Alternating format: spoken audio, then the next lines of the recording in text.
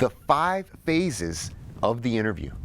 Now, the first phase happens to be the first impression. Now, the first impression has everything to do with being memorable from the moment you walk in.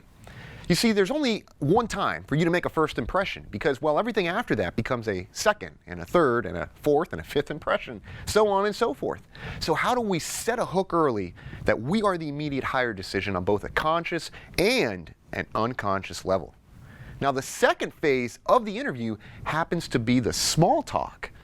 The small talk are the little things like, hey, did you find our office okay? How was the traffic? How's the weather? The interview hasn't formally begun, although it has, and they're kind of just getting acquainted with you and getting to understand you as a person. Now, after the small talk, we move into the third phase of the interview, which happens to be the technical questions.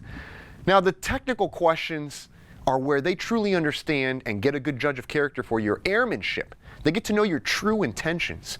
They get to know, hey, are you a sharp, well-groomed, polished individual?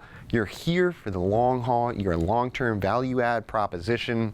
Our company's not just a stepping stone. You want to make a career with us here. Why is it that you're truly here? These are the technical questions. We're going to show you the probable questions that they're going to give you, and more importantly, the preferred responses. Now, let's talk about the next phase, which happens to be your questions.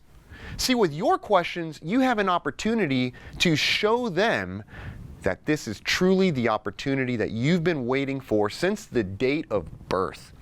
You actually took time to prepare, much like how you're doing now, to study their company and ask well-calibrated questions that prove to them that you're on it, you're up to the most recent events with them, and you take this opportunity seriously.